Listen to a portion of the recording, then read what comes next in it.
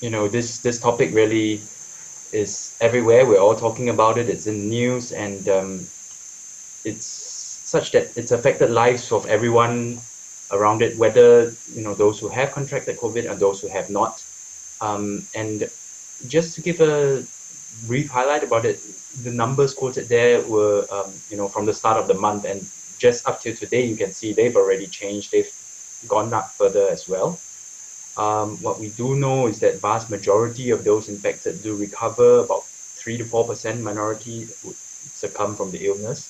But what we're looking at really is two separate crises converging. One is the health crisis, which is the risk of catching the infection and possibly getting seriously ill or even dying from it. The other crisis would be that of the economy, where many people are out of jobs, billions of dollars in terms of GDP, and everything is on a downtrend. And where these two crises converge, where you have health problems and economic problems, they converge to impact on mental well-being, with a result that's a whole greater than the sum of its parts. And when we look at the impact on mental health, what I'll be looking at would be first the general population as a whole, and then we'd be looking at certain subgroups that have been studied more extensively.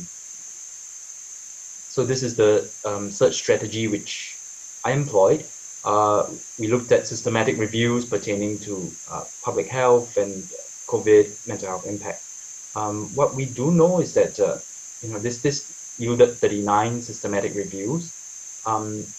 There's really been an excess of publications pertaining to COVID-19. Anyone in the academic field will know, with fast-track reviews, open access publications, it's literally drowning the academic scene, that there are more papers coming out and at a rate faster than anyone can keep up with them. Just the first half of this year alone, Web of Science and Scopus, two databases, were found to have over 23,000 publications. And I just did a quick check earlier this month as well. PubMed alone showed up over 54,000. So that's already more than doubled, and the year is not even up. The top three journals, if anyone are interested, would be British Medical Journal, Journal of Medical Virology, and The Lancet. These are the journals with the most publications pertaining to COVID-19. And the countries with the most papers coming out would be the US, China, and Italy. And I just want to draw attention to this living systematic review conducted by a team from Canada. It's a huge project where they have over 15 team members, and what they do is that they constantly review the literature out there to try and look at changes in mental health symptomatology and the impact of interventions. So I can't really report on their findings because it's still a work in progress, but it's good to see a team taking on such a huge effort. What we can look at would be earlier studies. So this virus first came to WHO's attention from China, and the Chinese were naturally the first to study this. 30th January in this year was when the World Health Organization declared this to be a public health emergency of international concern. And just immediately after that, the next 3 days, from 31st to January to 2nd February, that was when the survey was done of the general public in China, and you could see the sentiment was really quite concerned about it at that point. 75% worried about their family members getting this, and you can see it had a moderate to severe psychological impact. It was stressing people out. You would see depressive symptoms, anxiety symptoms, all this in the general public. A little bit further down the road, and data from the Western world. So this was 18 to 19 March, 2 days, about similar, over 1,000 people were surveyed, a nationally representative US sample. At that point, the fears had come down a little bit, but it's still there. You can see people are afraid of getting COVID, getting seriously ill or dying from it, or having family members contract the disease, and also the financial aspect, where it was impacting their personal finances and having an impact on the economy. And all these converge, to really impact on mental health. 1/3 felt it was seriously impacting the mental health, and more than half felt that day-to-day lives were affected by this. And similar data from UK as well. This is from a longitudinal study. with over 17,000 participants, and the general health questionnaire, 12 item, the scores went up such that clinical significance was almost 50% more than what it was in the year before that. So it's almost 1 in 4 respondents who were experiencing clinically significant distress, and the typical vulnerable profile would be a young mother with preschool children. And when we look at pooled data from around the rest of the world, various countries, there's definitely a pronounced spike in mental health symptom levels compared to prior to pre-COVID.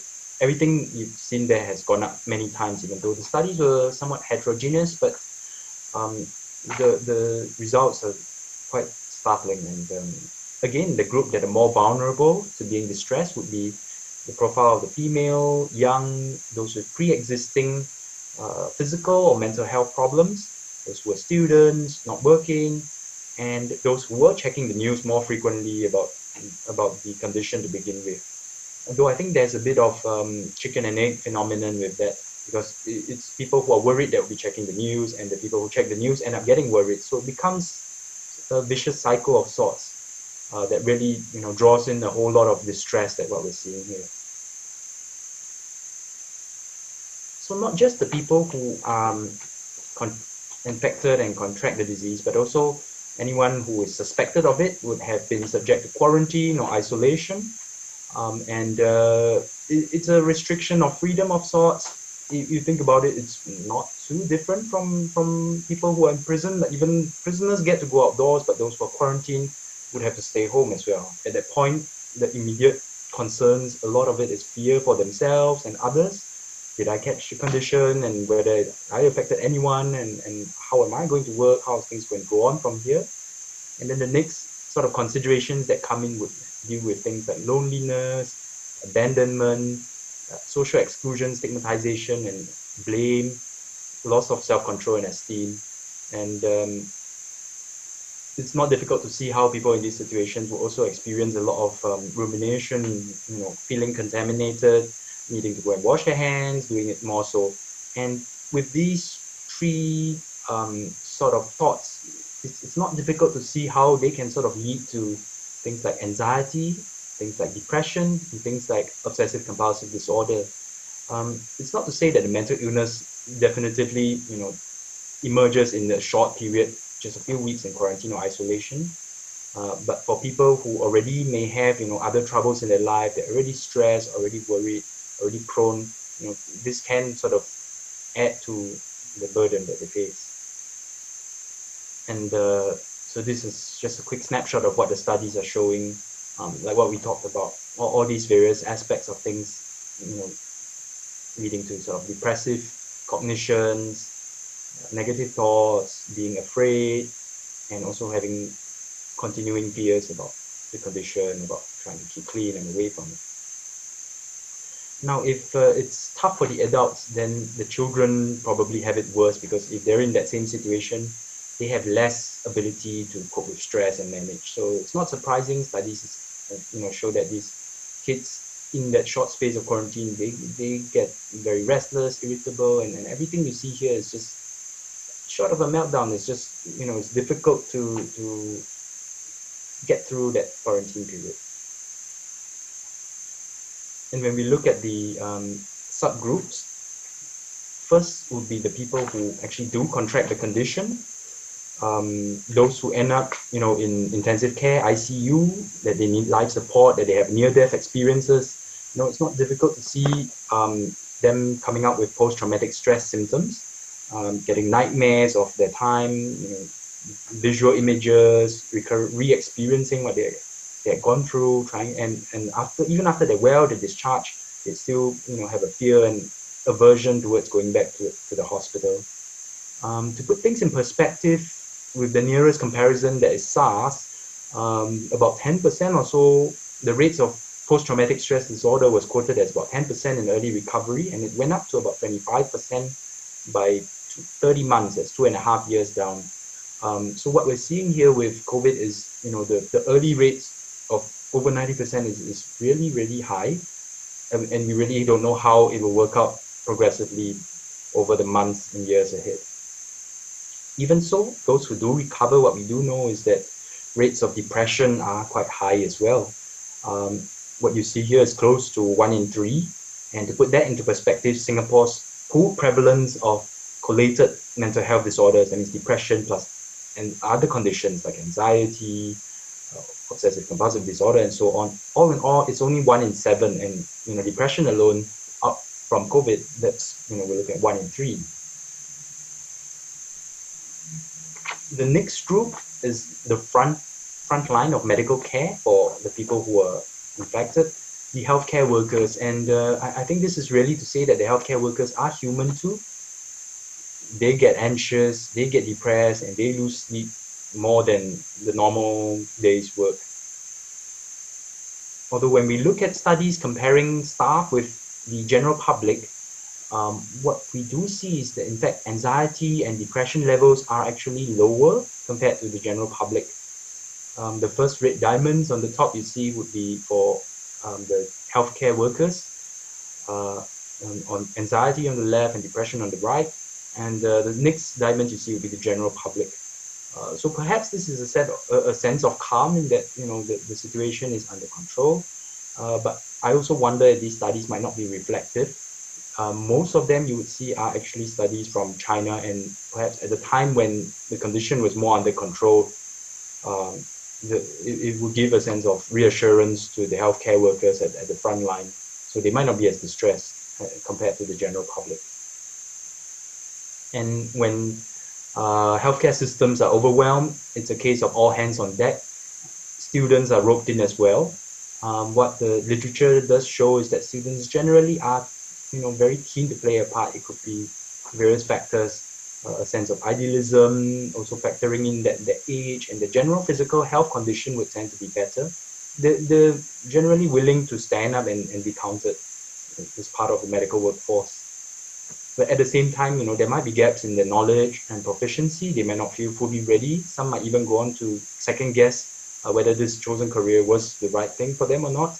And you would see rates of anxiety even though they're willing to come forward.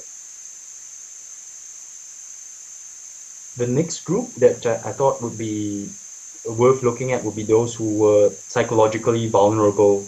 And I think to some extent, all of us have been guilty of heightened level of health anxiety, whether it's for ourselves or other people around us. The slightest sneeze or cough or just a sniffle, we equate that mentally with, it's COVID until it's proven otherwise. And that just gives us an insight about how people who have been struggling with health anxiety, these are the sort of thought processes that they go through. They misinterpret bodily sensations, and it's always the worst case scenario that they would assume. I'll talk a bit more about addictive behaviors with the next slide, but also just to point out that a team has recently published a protocol for doing a systematic review looking at the impact of this pandemic on those with pre-existing mental health disorders. So that's still underway, and when their results are out, I think it will provide some interesting data from there. Paradoxically, some patients who do have pre-existing mental health problems do find that they're actually more relieved during this time because they get a sense that now everybody sort of knows what I've been going through, and they sort of feel like others can identify with them. One interesting source of data I came across, and this was from spending patterns, how people were spending their money, and this was in Australia where there was a lockdown that very recently ended in Melbourne. So looking at from the bottom up, not surprising, food delivery is right on top of the charts, over 250% increase in the spending in that area. But what I'm particularly concerned about, what I see, is things like online gambling, alcohol, and tobacco. What we do know already from economic crisis in the past is that men are the ones who have a net increase in harmful drinking. They drink more and they drink more frequently, more heavily. And in the context of people already losing jobs, being socially isolated, and engaging in behaviors or taking substances with potential addictive consequences, it could really add up to a a great source of concern down the road. So that's for the psychologically vulnerable.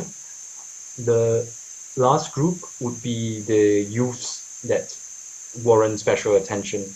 A lot of the research comes from academic facilities, and it's not surprising that undergraduate students are very easily accessible and often studied. So when we look at this sample of over 2,000 undergraduates from the US, vast majority of them were more stressed, and they were already reported that, majority of them didn't feel like they were coping adequately. Depression, anxiety, and even suicidal thoughts, were all noted to be present. The next sample will be from Chinese undergraduate students, and this was a study in the context of looking at distance learning using machines, online learning, and even so, that in itself, you could see rates of anxiety and insomnia. A more definitive answer about how this pandemic is affecting young people and adults, hopefully we can get from a systematic review that is underway, but the results of which are not out at the moment just yet.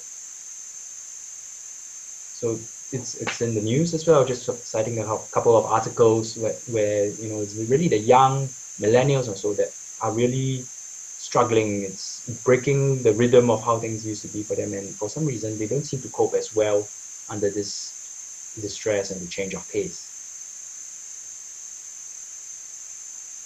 We have data in the state of Victoria in Australia about suicide rates, and here we have two stories that don't seem to add up. So on one hand, recent suicide rates released have shown that the numbers haven't really changed from compared to a year before, although you take this with a pinch of salt, because sometimes there's a lengthy coroner investigation to determine whether a death was actually suicide or it could have been misadventure, and so on. And so that's what the number is at this point.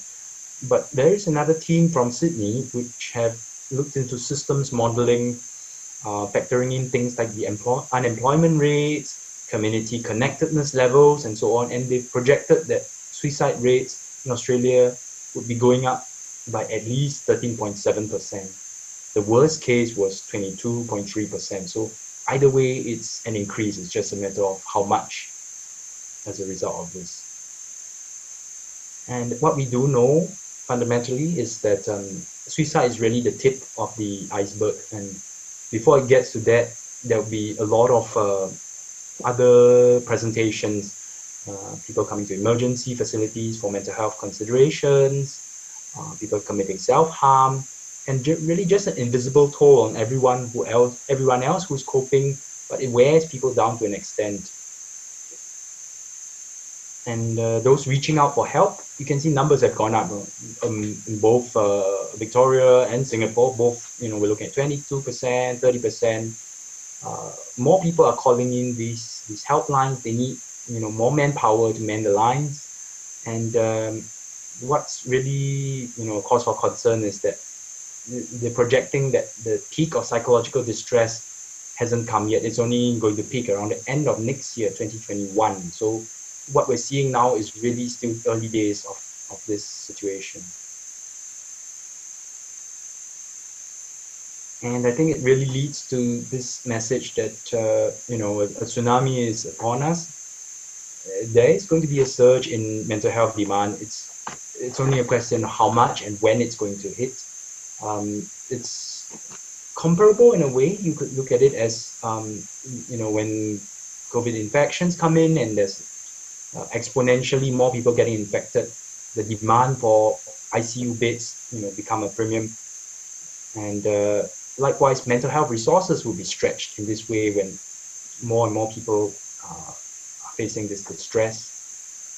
It's difficult to have a one-size-fits-all solution because different countries start with different pre-existing levels of mental health services outreach, and they're at different stages of recovery in terms of dealing with the pandemic. So when this tsunami of mental health crisis is going to hit them and how badly it will do so is going to be different from country to country. But like I said, it's a question of how much and what needs to be done about it. So I think from the policy level, it's something that thought needs to go into to try and address, rather than wait for the increased presentations to show up, and then when facilities are short-handed, then it becomes another